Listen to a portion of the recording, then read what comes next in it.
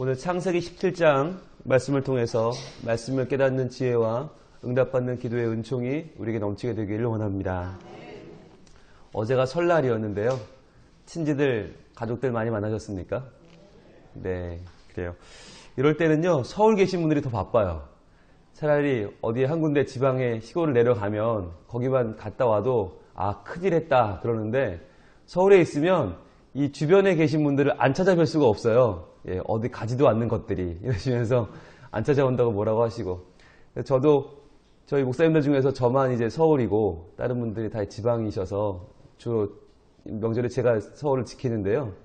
보면 다녀와서 굉장히 너스레를 떱니다. 부산 다녀왔다고, 나 뭐 어디 갔다 왔다고. 서울에 있던 사람은 놀았지 그러세요.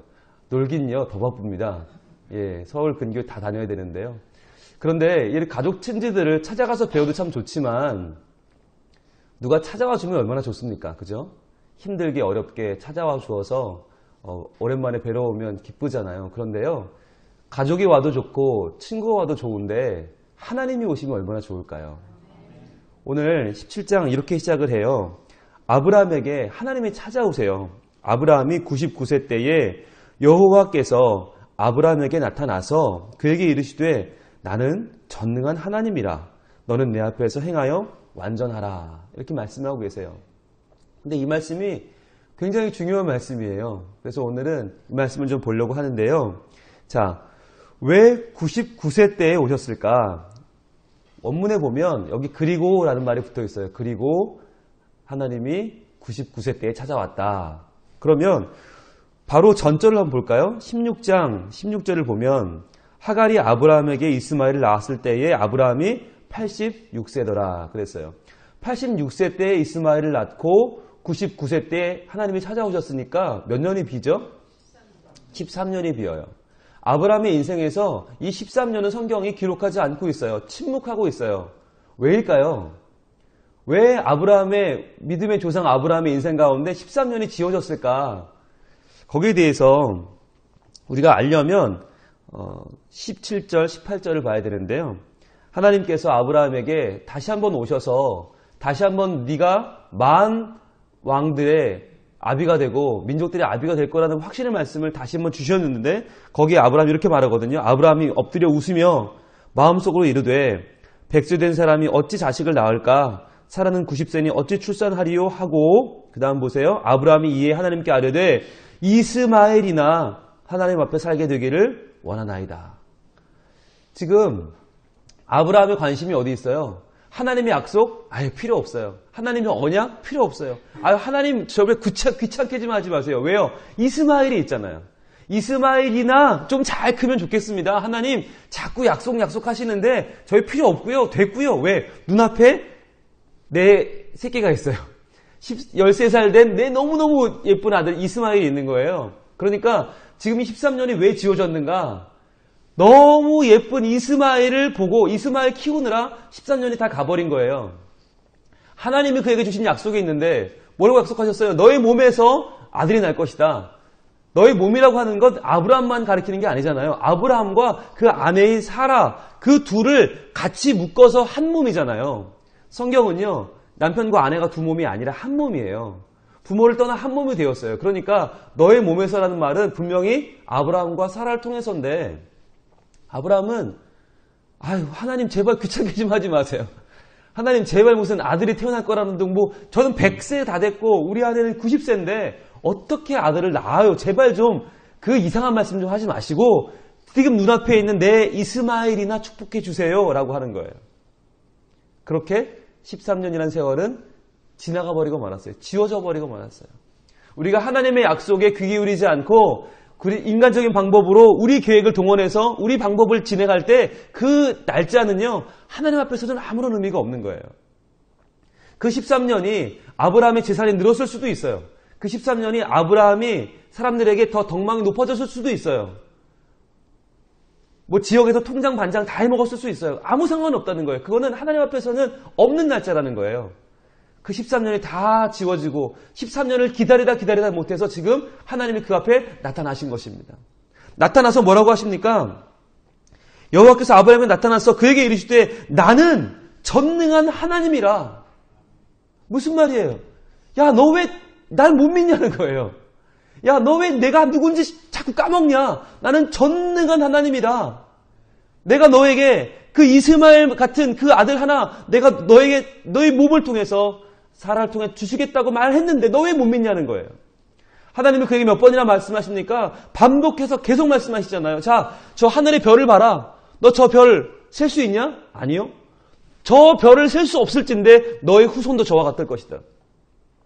하늘의 별을 누가 만들었습니까? 하나님 만들었어요. 아브라함은 그 별 하나도 손에 댈 수가 없어요. 그렇게 멀리 떨어져 있고 아브라함이 손댈 수조차 없는 그 큰 별을 지으신 하나님께서 말씀하는 거예요. 저걸 내가 만들었는데 너는 왜 저것 중에 하나도 못 만들면서 저렇게 많은 자녀를 주겠다고 하는데 너는 그걸 못 믿냐? 나는 전능한 하나님이다. 좀 나를 믿어라 라고 말씀하는 거예요. 그러면 전능하다는 말이 뭡니까? 전능한 하나님 엘 샤다이거든요. 엘 샤다이. 전능하다는 말은요. 똑같은 말인데 충분하다는 말이에요. 충분하다. 여러분 충분하다는 말의 의미가 우리가 인간적으로 잘 와닿지 않는데 저희 집에요. 숟가락이 충분할까요? 충분하지 않을까요? 충분합니다. 예. 저희는 그렇게 생각해요. 충분해요. 왜? 4식구 사는데 4벌 있으면 충분하잖아요. 좀 더 있으면 6벌, 8벌이면 충분해요. 그런데 이런 설날에 지방에서 한 30명 와르르 올라오면 충분해요? 안 충분해요? 그거 안 충분해요. 평상시에 우리 우유리 수준에서 볼 때는 괜찮다 보지만 확 누가 밀려오면 무슨 일이 생기면 하나도 안 충분해요. 100명이 오면 1000명이 오면 감당이 안 돼요. 그런데 하나님이 충분하다는 말은 뭐냐면 우리가 평소 살아가는 4식구 충분한 게 아니라 100명이 오고 1000명이 오고 10,000명이 와도 충분한 거예요. 눈이 10cm, 20cm 아니라 1m, 2m가 와도 그거 하나님께는 충분한 거예요. 쓰나미가 몰려와도 충분한 거예요.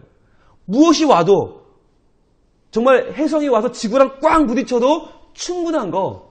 그게 충분한 거예요. 전능한 거예요. 어떤 일이 벌어져도라는 거예요. 그 전능하신 하나님께서 너에게 자녀가 있고 그 자녀가 많은 민족을 이룰 거라고 말씀하시는데 지금 아브라함은 그것이 안 믿어지는 거예요. 오죽하면 하도 안 믿으니까 하나님이 약속을 다 하시잖아요. 15장에 보시면 15장에서 하나님이 동물들 쪼개놓고 가운데 지나가시잖아요. 동물들 쪼개놓고 지나가는 이유가 뭐라고 그랬어요? 내가 약속 어기면 이렇게 될 거다. 이렇게 반으로 쪼개질 거다. 그 약속을 하나님이 하시면서 거길 지나가 버리셨는데 사실 누가 지나가야 됩니까? 그 자리에. 아브라함이 지나가야 돼요. 하나님과의 언약인데 제가 못 믿으면 이렇게 될 겁니다. 지가 지나가야 되는데 하나님이 지나가 버리셨잖아요. 그렇게까지 날 믿어달라고 하는데 안 믿어요.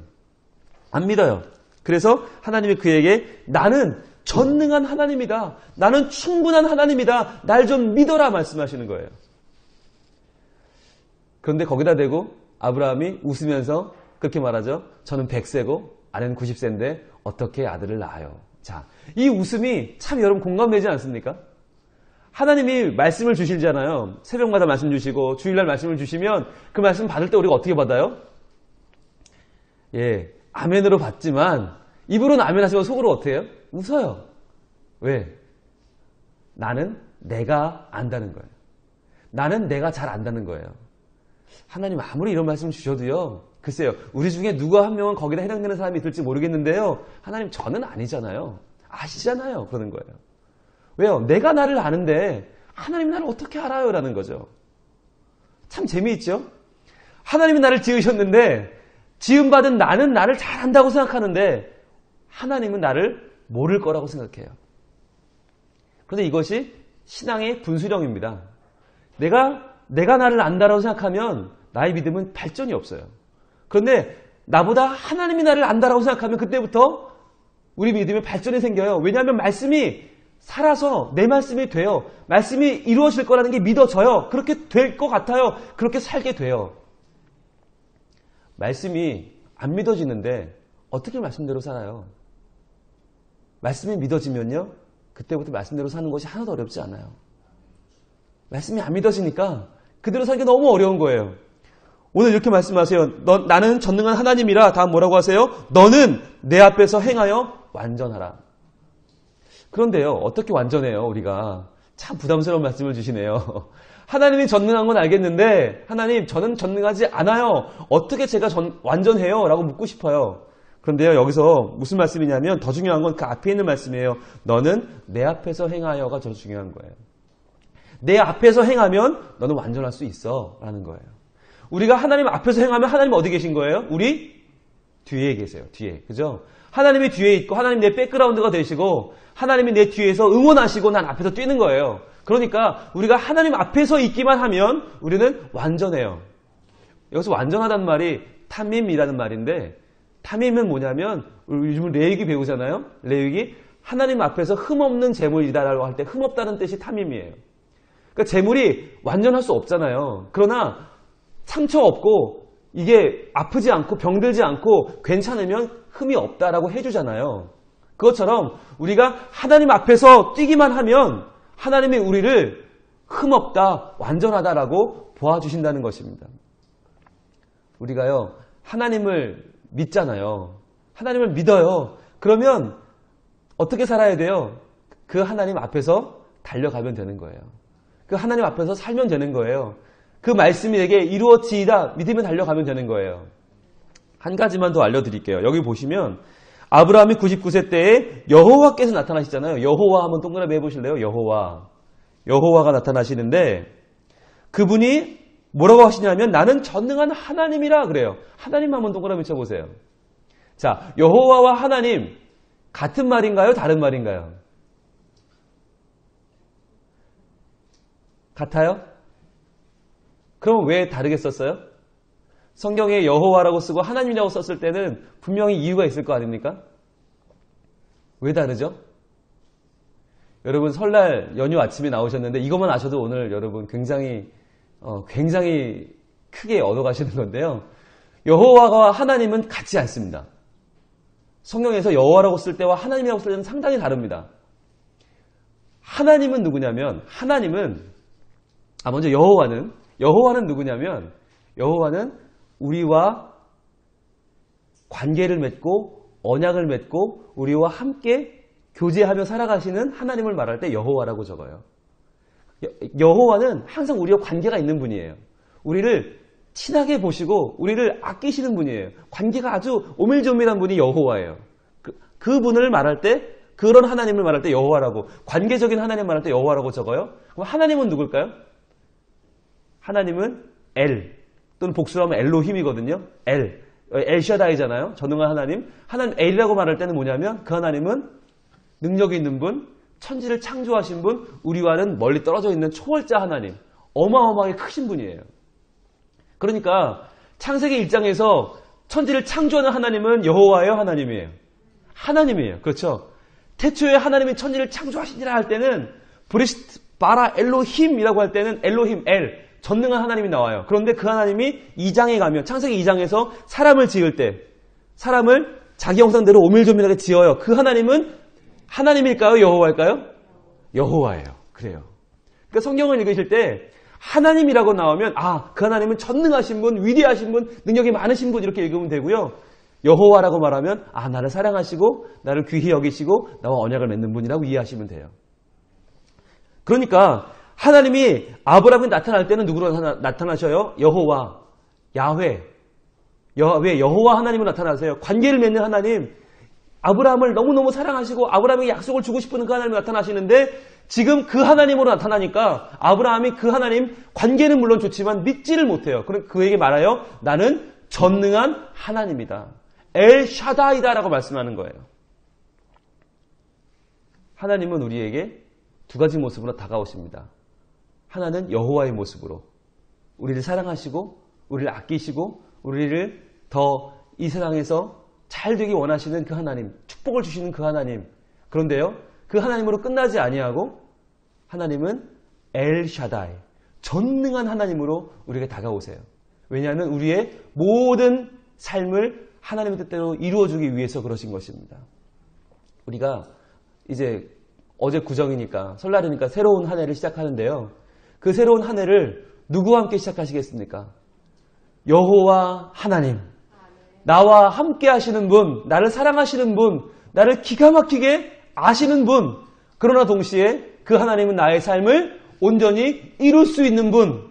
그래서 내가 100세가 돼도 90세가 돼도 더 나이가 먹어도 나를 통해서 자녀를 낳게 하시고 꿈을 이루게 하시고 하나님의 뜻을 이루시고 이 세상을 바꾸어 나가실 수 있는 분, 충분히 이 세상을 변화시킬 수 있는 그 하나님, 세상을 창조하신 하나님이 왜 나의 삶을 새롭게 할 수 없겠습니까?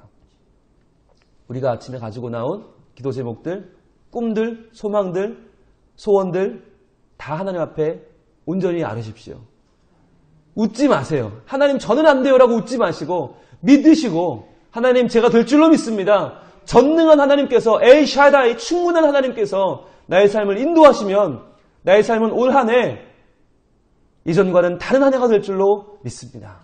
말씀대로 살아 하나님 앞에서 뛰어 한 걸음 한 걸음 걸어 내가 주님의 뜻을 온전히 이루는 복된 한 해를 살게 하여 주시옵소서. 그 믿음 그대로 여호와 하나님과 동행하시는 여러분 될 수 있기를 축복합니다. 기도하겠습니다. 하나님 감사합니다. 이 시간도 우리를 찾아오셔서 우리를 만나주시고 우리 하나님께서 전능하신 하나님, 충분하신 하나님이심을 다시 한번 깨우쳐 주시니 감사합니다.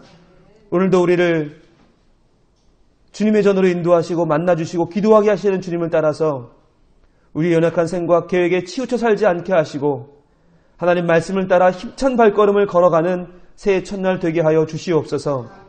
우리의 모든 계획과 생각이 우리 것이 되지 않게 하시고 말씀으로 다가오시는 하나님의 약속이 되게 하여 주시옵소서. 아브라함처럼 사라처럼 이 세계를 온전히 변화시키고 아름답게 하고 영향력을 끼치는 선한 하나님의 사람들로 살아가게 하여 주시옵소서. 오늘도 우리 동신교회 복을 주시되 특별히 담임 목사님 건강한 목회를 지켜주시고 우리 목사님 기도를 통해서 말씀을 통해서 우리 모든 성도들이 오늘도 변화되고 하나님의 사람으로 우뚝 서는 놀라운 하루가 한 해가 되게 하여 주시옵소서. 하나님께서 우리의 모든 소원과 우리의 모든 바람을 아시는 줄로 믿사오니 이 새벽에 나와 기도하는 모든 심령들의 기도를 들어주시고 전능하신 하나님의 손으로 형통케 하여 주시옵소서. 예수님 이름으로 기도합니다. 아멘.